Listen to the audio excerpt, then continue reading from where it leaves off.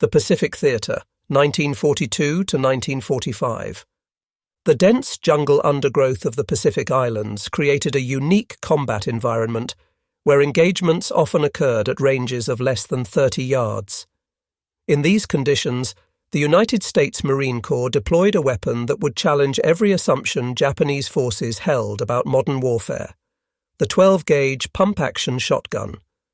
While the historical record of specific combat employment remains limited, the presence of Winchester Model 1897 and Model 1912 shotguns in Marine units throughout the Pacific Campaign represented a tactical capability for which Japanese military doctrine had made no provision. The Imperial Japanese Army had spent decades preparing for war against Western powers. Their training manuals addressed British rifles, American machine guns, French mortars, and Soviet submachine guns. But shotguns, weapons they considered tools for hunting birds rather than implements of war, never appeared in their tactical considerations. This oversight would prove significant as American forces brought approximately 25,000 Model 97s and 60,000 to 80,000 Model 12s into military service during World War II. Japanese military doctrine in 1942 centered on seishin, spiritual power that would overcome material disadvantage. This philosophy wasn't merely propaganda, but a calculated response to industrial reality. Japan produced less steel in a year than America produced in a month. The Imperial Army's solution was to make each soldier superior in close combat, where spirit and training would prevail over mechanical warfare. The tactical expression of this doctrine was the night infiltration attack, followed by close-quarters combat with rifle and bayonet. Japanese infantry trained extensively in these tactics, which had proven successful against Chinese forces, British troops in Malaya, and American defenders in the Philippines. The standard engagement sequence was clear: approach under cover of darkness, infiltrate enemy lines, then overwhelm defenders at close range where Japanese superiority in hand-to-hand combat would prove decisive. American shotguns invalidated this entire tactical framework. At the close ranges where Japanese doctrine anticipated dominance, a Marine with a Winchester Model 97 could fire 6 loads of 00 buckshot in approximately 2 seconds using the weapon's slam-fire capability. Each shell contained 9.33 caliber pellets, creating a spread pattern that made missing nearly impossible in dense jungle vegetation. The Winchester Model 1897, designed by John Browning and refined over 45 years of production, served as the primary Marine shotgun in the early Pacific campaigns. The military version featured a 20-inch barrel, perforated heat shield, and bayonet lug compatible with the M1917 sword bayonet. Most critically, the Model 97 lacked a trigger disconnector, allowing continuous fire by holding the trigger while operating the pump action. The Model 1912, developed by Winchester engineer T.C. Johnson, improved on Browning's design with an internal hammer mechanism that prevented accidental discharge. By 1943, the Model 12 had largely replaced the Model 97 in Marine units, though both weapons continued serving throughout the war. Military procurement records show steady production, though specific combat deployment numbers remain undocumented. The ammunition these weapons fired proved as important as the guns themselves. Standard 00 buckshot loads contained 9 pellets, each weighing 53.8 grains and measuring 8.38 millimeters in diameter. At 10 yards, the pattern spread to approximately 10 inches. At 20 yards, 20 inches. At 30 yards, 30 inches, 30 inches. In jungle combat, where visibility rarely exceeded 30 yards, this spreading pattern compensated for the difficulty of precise aiming in dense vegetation. The Guadalcanal campaign of August 1942 to February 1943 marked the first major American offensive in the Pacific. Marines of the 1st Division landed with various weapons, including some shotguns, though their exact number and deployment remain unrecorded in official battle reports. The August 21, 1942, Battle of the Tenaroo River, actually Alligator Creek, saw Colonel Kiyonao Ichiki's 917-man detachment virtually annihilated, with 789 Japanese killed. While this battle features prominently in Pacific War accounts, primary sources attribute the Japanese losses primarily to Browning M1917 water-cooled machine guns and 37mm anti-tank guns firing canister rounds, with only passing mention of shotgun use. Throughout the Guadalcanal campaign, Marines employed shotguns primarily for perimeter defence and jungle patrols. Photographic evidence shows point men carrying Winchester shotguns during patrol operations, positioned to respond to ambushes in the dense jungle terrain. However, after-action reports focus overwhelmingly on machine guns, rifles, and artillery as the primary weapons affecting battle outcomes. The jungle environment of Guadalcanal created unique challenges for all weapons, but particularly for shotguns. The standard paper-hulled shotgun shells absorbed moisture in the humid conditions, swelling to the point where they wouldn't chamber properly. This problem would persist throughout the Pacific campaign until the adoption of brass-cased shells. The humidity of Pacific Islands created a critical ammunition problem that nearly negated shotgun effectiveness. Standard commercial shotgun shells used paper hulls that absorbed moisture, swelling in the 100% humidity common in jungle conditions. Shells that chambered easily in dry conditions became impossible to load after exposure to tropical moisture. Marines reported shells swelling so badly they had to be hammered into chambers, obviously impossible during combat.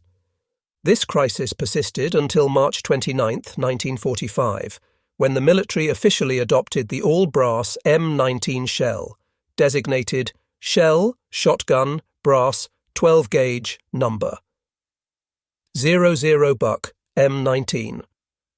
These moisture-proof brass cases restored shotgun reliability for the war's final months. The late adoption date explains why many Pacific veterans rarely mentioned shotguns in their memoirs. For most of the war, ammunition problems severely limited their effectiveness. The United States military formalized shotgun training through Technical Manual TM 9-285, published September 21, 1942. This manual covered the Winchester Models 97 and 12, Remington Model 11, Stevens Models 520 and 620, and Ithaca Model 37. Marine training occurred at Camp Pendleton, California, Camp Lejeune, North Carolina, and Parris Island, South Carolina. Training emphasized specific combat applications, point security during patrols, rapid engagement in night defense, cave and bunker clearing procedures, and prisoner guard duties. Marines learned the Model 97's unique slamfire technique, though instructors warned against over-reliance on this feature due to ammunition consumption and barrel heating. The Marine Corps Table of Organization E100, effective from 1943, authorized 306 shotguns per Marine division. These weapons were distributed primarily to military police companies, pioneer battalions, and selected rifle squads for specialized duties. This allocation meant that while shotguns were present in every major Marine operation, they represented less than 2% of a division's small arms. The historical record reveals a striking absence. Japan never filed formal diplomatic protests about American shotgun use, contrasting sharply with Germany's September 1918 complaint that shotguns violated the Hague Convention. German protests in World War I had claimed shotguns caused unnecessary suffering and threatened to execute captured Americans carrying them. Japanese military documents captured during and after the war make no specific mention of shotguns requiring special countermeasures. Training materials focused on countering American firepower generally, machine guns, artillery, and flamethrowers, but never identified shotguns as requiring specific tactical responses. This absence suggests that while individual Japanese soldiers certainly encountered shotgun fire, the weapons never achieved sufficient tactical impact to warrant official attention. Post-war interrogations of Japanese officers similarly lack references to shotguns as particularly problematic weapons. Officers discussed American material superiority, overwhelming firepower, and effective combined arms tactics, but shotguns appear nowhere in these assessments. This silence in the official record stands in marked contrast to extensive Japanese documentation about countering American flamethrowers, which did prompt specific tactical adaptations. The New Guinea campaign from 1942 to 1945 saw both Army and Marine units operating in some of the war's most challenging terrain. The 32nd and 41st Infantry Divisions requested shotguns based on Marine experiences at Guadalcanal. The dense jungle of New Guinea, where visibility often measured in single digits of yards, theoretically presented ideal conditions for shotgun employment. However, the same ammunition problems that plagued Marines at Guadalcanal proved even worse in New Guinea's highlands. The combination of constant rain, river crossings, and extreme humidity rendered paper-hulled shells almost completely unreliable. Units that had requested shotguns often left them in rear areas, relying instead on M1 Garands, Thompson submachine guns, and Browning automatic rifles. The Army's experience in New Guinea demonstrated that effective weapons on paper didn't always translate to combat effectiveness in practice. While shotguns excelled in training exercises and controlled conditions, the harsh reality of jungle warfare exposed critical limitations that wouldn't be resolved until the brass ammunition arrived in 1945. As the Pacific War progressed, Marine units developed specific tactical doctrines for shotgun employment. The weapons proved most valuable in three specific roles: point security during patrols, perimeter defense against infiltration, and prisoner guard duties. For patrol operations, designated scouts carried shotguns as lead elements, prepared to respond to ambushes with immediate devastating firepower. The spreading pattern of buckshot could suppress multiple enemy positions simultaneously, allowing the patrol to deploy while the point man maintained fire superiority. This tactic required extensive training and trust between team members, as the shotgunner operated well forward of mutual support. Night perimeter defense represented another specialized application. Marines positioned shotgunners at likely infiltration points, where the weapon's spread pattern compensated for poor visibility. The distinctive sound of a pump-action shotgun being cycled served as both warning and psychological deterrent to infiltrators. However, limited ammunition capacity meant shotgunners required immediate rifle support once engaged. The October 1944 return to the Philippines saw the 6th Army request substantial shotgun allocations for urban combat in Manila. However, Marine participation in the Philippines ground campaign was minimal, limited primarily to artillery support and air operations. The Army's 37th Infantry Division, which bore the brunt of Manila fighting, employed shotguns in house-to-house combat, though after-action reports emphasize flamethrowers and demolition charges as the primary weapons for reducing Japanese strongpoints. The urban combat in Manila demonstrated both shotgun capabilities and limitations. In room-clearing operations, shotguns provided devastating close-range firepower. However, Japanese defenders quickly learned to barricade themselves in positions that prevented close approach, negating the shotgun advantage. The weapons proved most effective in surprise encounters rather than deliberate assault operations. The February 1945 invasion of Iwo Jima theoretically saw 3 Marine divisions fielding 918 authorized shotguns. However, the island's volcanic ash, tunnel systems, and fortified positions created combat conditions where shotguns played minimal roles. The famous flag-raising on Mount Suribachi occurred after flamethrower and demolition teams cleared Japanese positions, not shotgun assaults. Marine units at Iwo Jima primarily employed flamethrowers for cave clearing, with specialized flame tanks providing support. The M2-2 flamethrower could project burning fuel 40 yards into cave complexes, far exceeding shotgun range. Of the 26,000 American casualties at Iwo Jima, existing records attribute none specifically to the absence of shotgun firepower or failures in shotgun tactics. The adoption of brass ammunition arrived too late to significantly impact Iwo Jima operations. The M19 brass shells reached some units in late March 1945, after the battle's conclusion. This timing meant that Marines at Iwo Jima still struggled with swollen paper shells, further limiting shotgun employment in one of the war's most intense battles. The April-June 1945 Battle of Okinawa saw the full implementation of lessons learned throughout the Pacific Campaign. The 1st and 6th Marine Divisions theoretically fielded 612 authorized shotguns, now supplied with reliable brass ammunition. However, the battle's character, fought largely in open terrain against prepared defensive positions, offered limited opportunities for shotgun employment.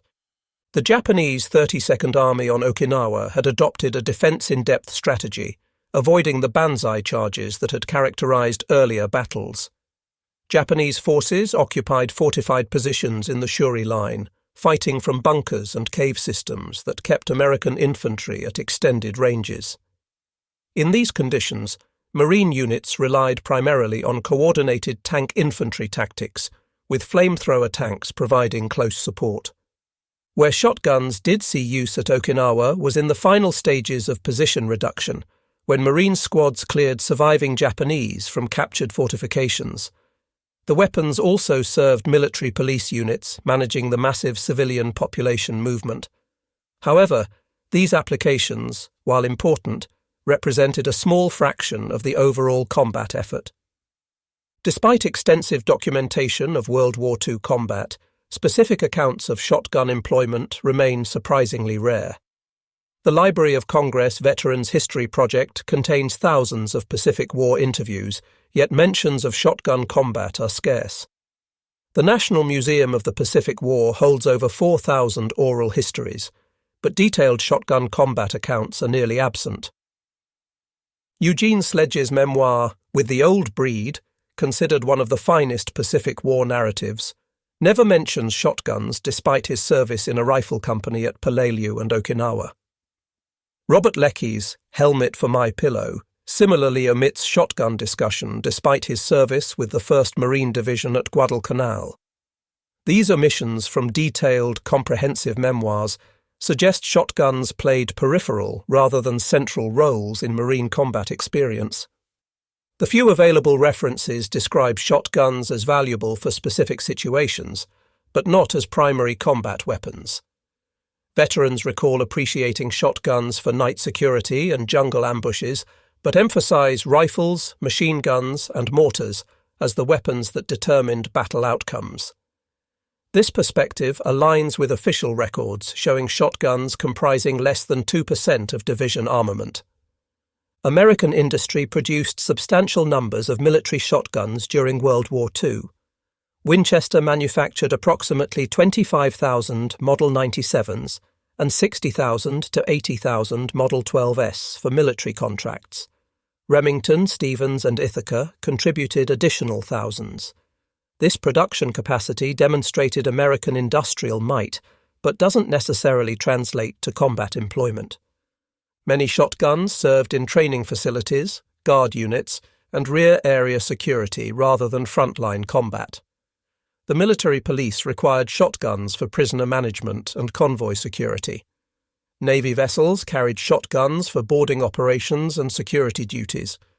Air bases employed shotguns for perimeter defense. These necessary but non-combat roles absorbed much of the production.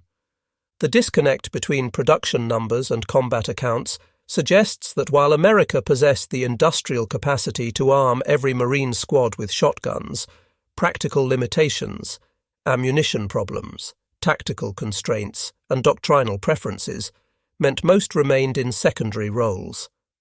The shotgun served as a specialized tool rather than a standard combat weapon. To understand shotgun's actual role in Pacific combat, comparison with other weapons proves instructive.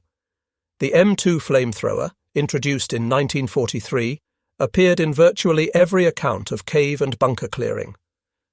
Marines at Iwo Jima employed 27,000 gallons of flamethrower fuel, with detailed records of its effectiveness. By contrast, Shotgun ammunition expenditure records remain conspicuously absent from the same reports. The Browning Automatic Rifle, BAR, served as the Marine Squad's base of fire, with extensive documentation of its employment and effectiveness.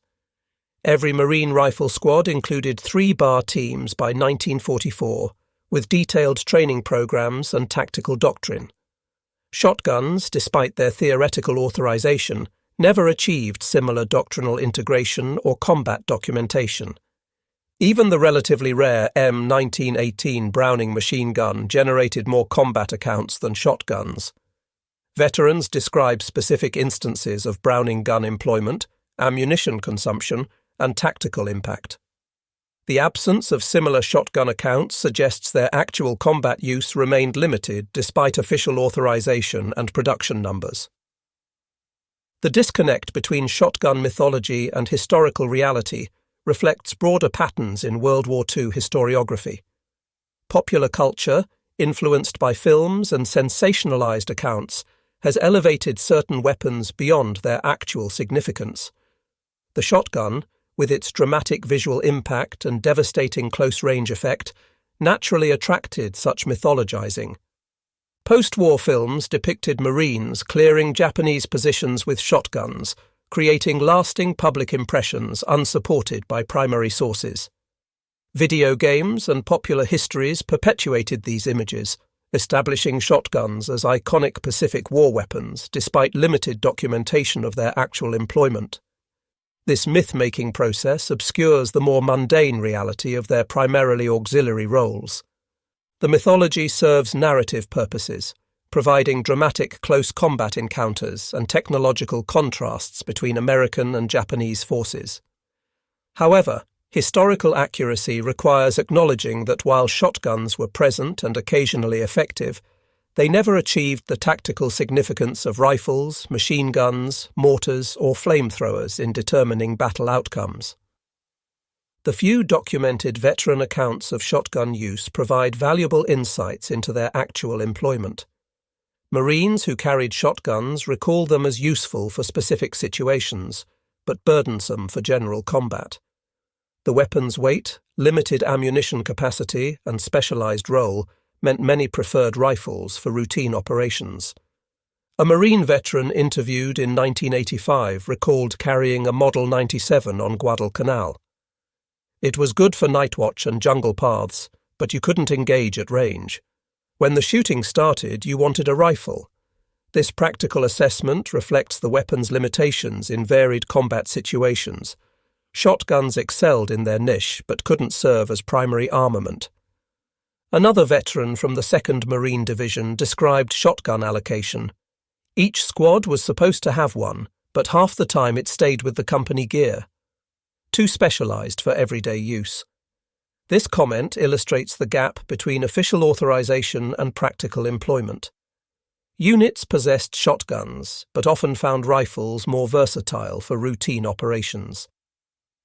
The March 1945 adoption of brass-cased M19 ammunition theoretically solved the moisture problem that had plagued shotguns throughout the Pacific War. However, this development came too late to significantly impact combat operations.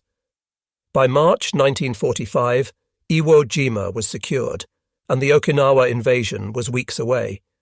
The Philippines campaign had largely concluded, and remaining Pacific battles would be fought with established tactics. The brass ammunition did prove valuable for occupation duties and the planned invasion of Japan. Military planners preparing for Operation Downfall requested substantial shotgun allocations for urban combat in Japanese cities. The atomic bomb's use eliminated this requirement, leaving the brass ammunition's combat effectiveness largely untested. Post-war analysis suggested the brass ammunition would have dramatically improved shotgun effectiveness had it been available earlier.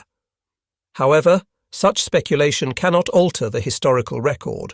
For most of the Pacific War, shotguns suffered from critical ammunition reliability problems that severely limited their combat utility. The absence of specific Japanese countermeasures to shotguns provides important historical context. Japanese forces developed detailed responses to American weapons that significantly impacted combat, overhead cover against mortars, spider holes against tanks, reverse slope defences against naval gunfire. The lack of similar shotgun countermeasures suggests they never achieved comparable tactical impact. Japanese tactical evolution during the Pacific War focused on countering American material superiority through terrain utilization and defensive depth.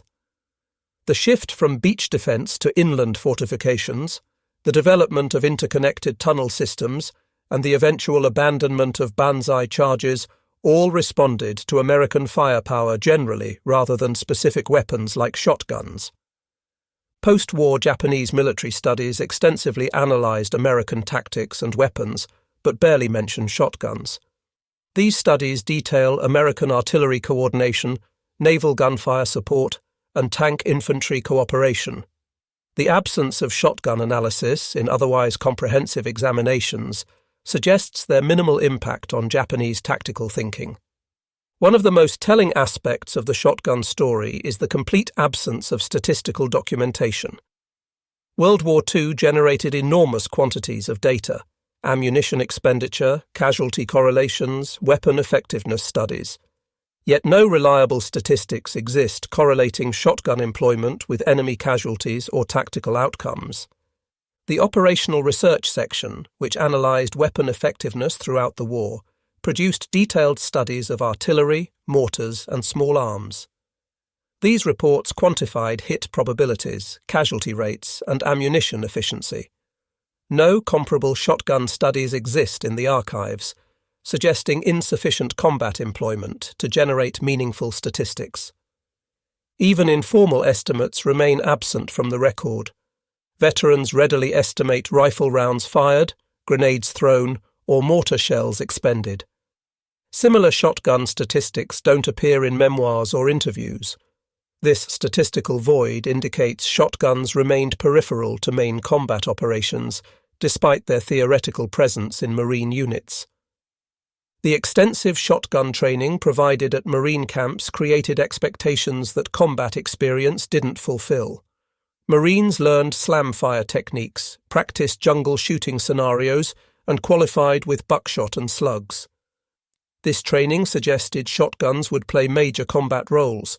However, combat reality differed significantly from training scenarios. The controlled conditions of Camp Pendleton didn't replicate Guadalcanal's humidity or Iwo Jima's volcanic ash.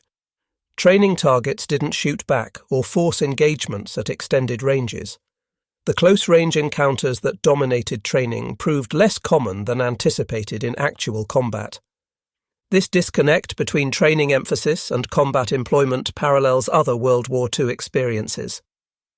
Bayonet training consumed extensive time despite minimal bayonet combat. Chemical warfare preparation proved unnecessary when gas attacks never materialized. Shotgun training similarly prepared Marines for combat scenarios that rarely developed as expected.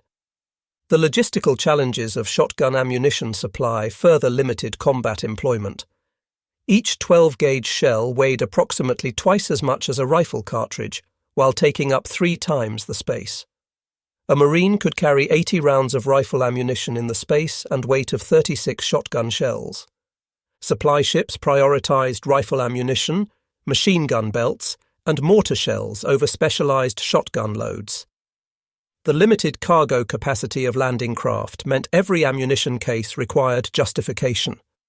Shotgun shells, serving specialized roles, received lower priority than general-purpose ammunition. These logistical realities meant that even when shotguns were present, ammunition supplies remained limited. Veterans recall receiving 1 or 2 boxes of shells that had to last entire operations.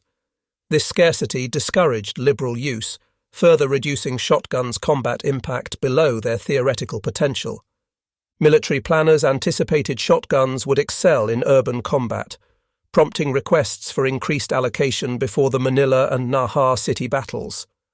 The confined spaces, short engagement ranges, and room-clearing requirements seemed ideal for shotgun employment. However, actual urban combat revealed unexpected limitations. Japanese defenders in Manila and Naha created kill zones that prevented close approach. Barricaded positions, interconnected fields of fire, and booby traps kept American forces at ranges exceeding effective shotgun distance. The devastating firepower that made shotguns theoretically ideal for urban combat proved irrelevant when Marines couldn't close to effective range. Where urban combat did occur at close quarters, veterans report using grenades, Thompson submachine guns, and flamethrowers rather than shotguns. These weapons offered comparable close-range effectiveness with greater versatility. The Thompson's 30-round magazine capacity far exceeded the shotgun's 6 rounds, proving crucial in sustained engagements. While shotguns left minimal documented impact on Japanese military thinking, they achieved disproportionate cultural significance in American military mythology. The image of a Marine with a trench gun clearing Japanese positions became iconic despite limited historical foundation. This cultural impact exceeds the weapon's actual combat contribution. The shotgun represented American pragmatism, using hunting weapons for military purposes regardless of European military conventions. This narrative appealed to American self-perception as practical innovators, unconstrained by traditional military thinking. The mythology served propaganda purposes, even if combat reality proved more complex. Japanese military culture focused on rifles, machine guns, and artillery as proper military weapons, never incorporated shotguns into their warfare conceptualization. This cultural blind spot supposedly left them unprepared, though the historical record suggests their lack of preparation stemmed from shotguns' limited actual employment rather than cultural oversight. The shotgun story illustrates the complex relationship between technology and military doctrine. The weapons themselves functioned as designed, devastating at close range with spreading patterns ideal for jungle combat. However, their successful employment required specific tactical conditions that rarely materialized in actual combat. Marine doctrine evolved throughout the Pacific War, but shotguns never achieved full integration into tactical systems. They remained supplementary weapons for specific situations rather than integral components of squad firepower. This doctrinal marginalization reflected practical combat experience rather than technological limitations. The contrast with successful weapon integration proves instructive. The bar became central to Marine squad tactics with detailed doctrine for its employment.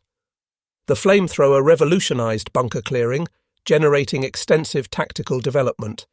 Shotguns, despite their theoretical potential, never prompted similar doctrinal evolution. Military administrative records provide another perspective on shotgun employment. Requisitions, repair reports, and replacement requests document weapon usage patterns. Rifle and machine gun parts appear constantly in supply records, indicating heavy use. Shotgun parts requests remain notably rare, suggesting limited wear from combat employment. Armourer reports from Marine divisions show similar patterns.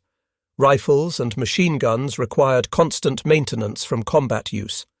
Shotguns primarily needed cleaning from storage corrosion rather than firing wear. These maintenance patterns indicate that most shotguns spent more time in arms rooms than in combat. Ammunition requisitions tell the same story. Divisions requested millions of rifle rounds and hundreds of thousands of machine gun rounds for operations.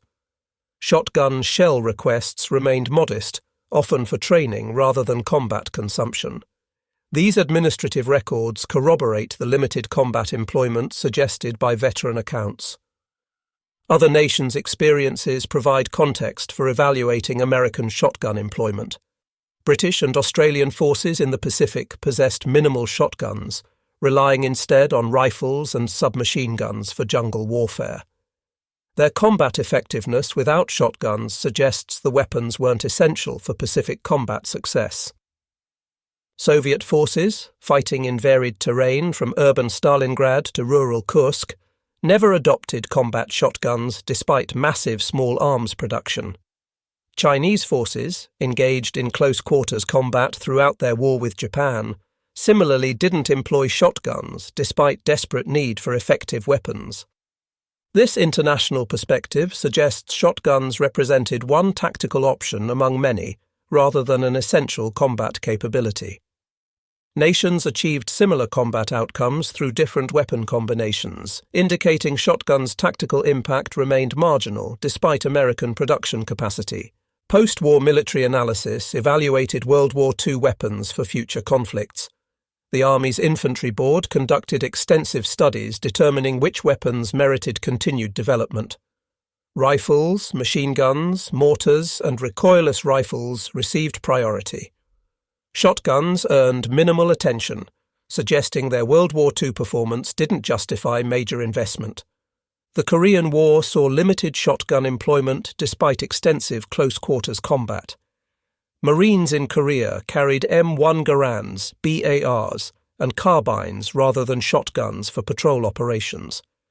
This practical choice by combat veterans of the Pacific War indicates their assessment of shotguns' actual versus theoretical utility. Vietnam would see renewed shotgun use, particularly modified commercial models for jungle patrol. However, even in Vietnam's close-range combat, shotguns remained specialized weapons for point men and tunnel rats rather than standard armament. This pattern continues today, with shotguns serving specific military roles rather than general combat.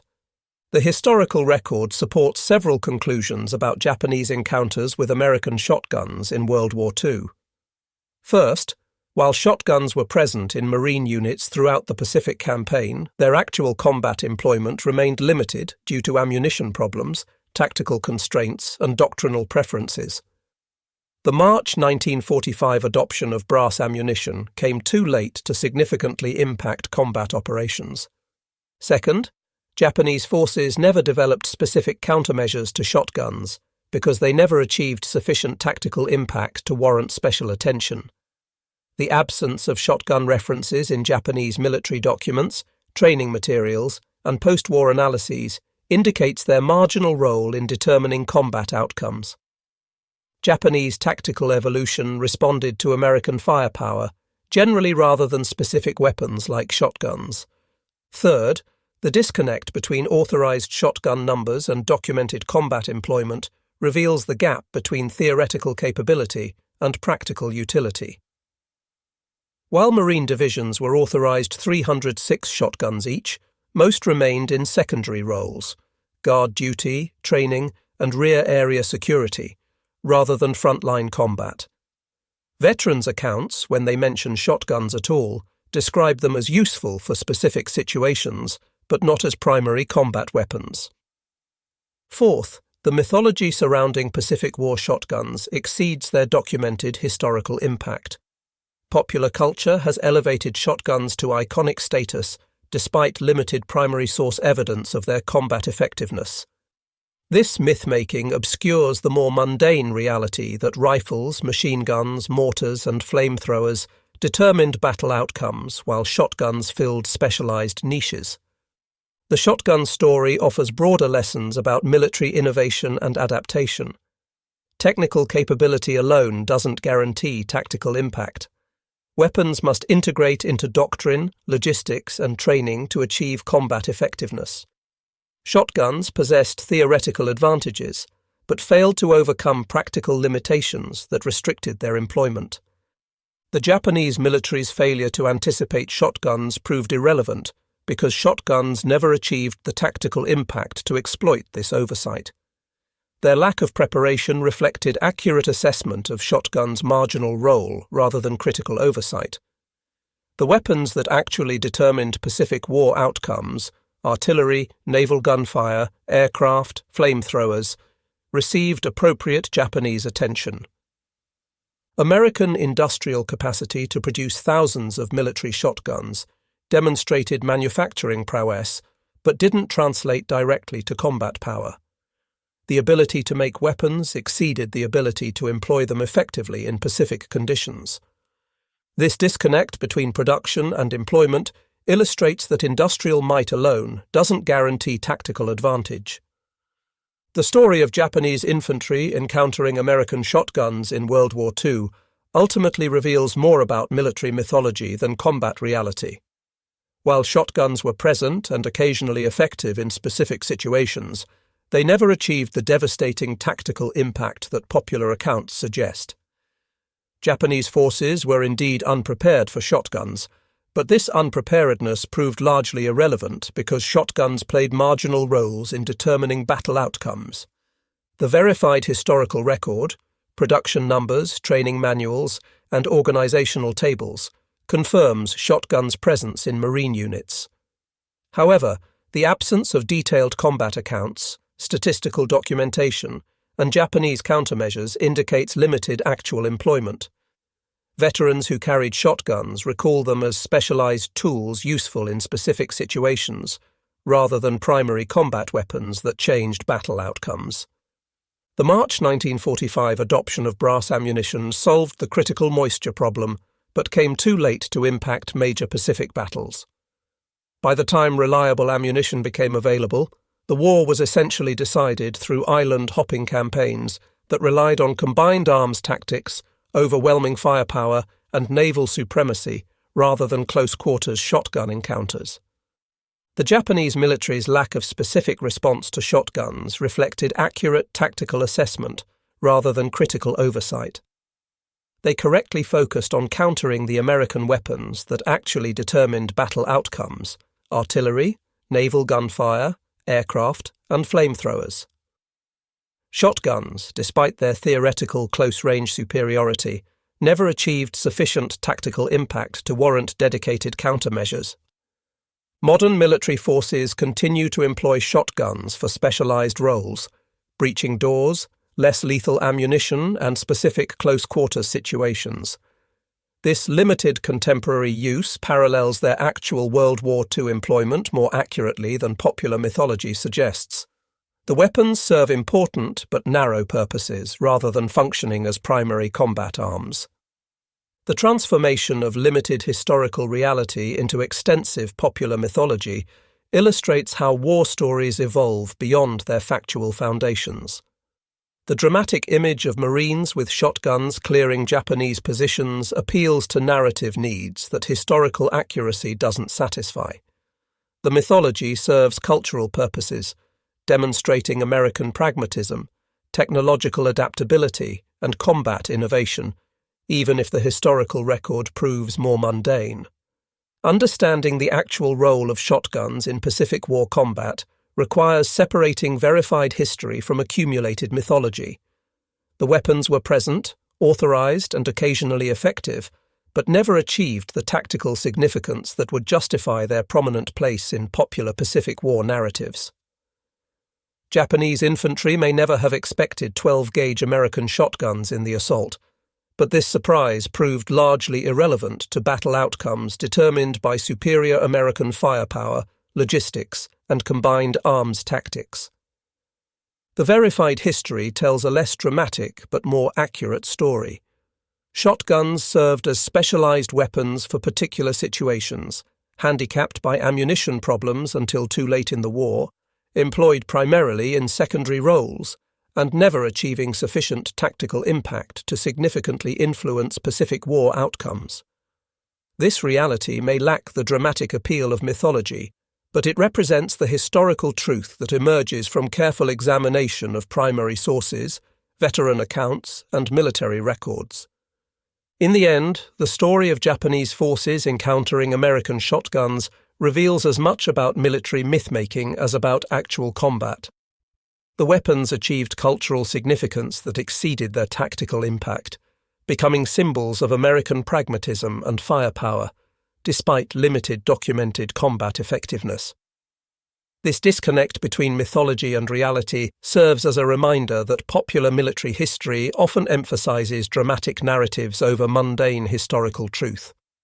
The Japanese infantry, who never expected 12-gauge American shotguns in the assault, were right to be surprised by their presence, but wrong to fear their impact.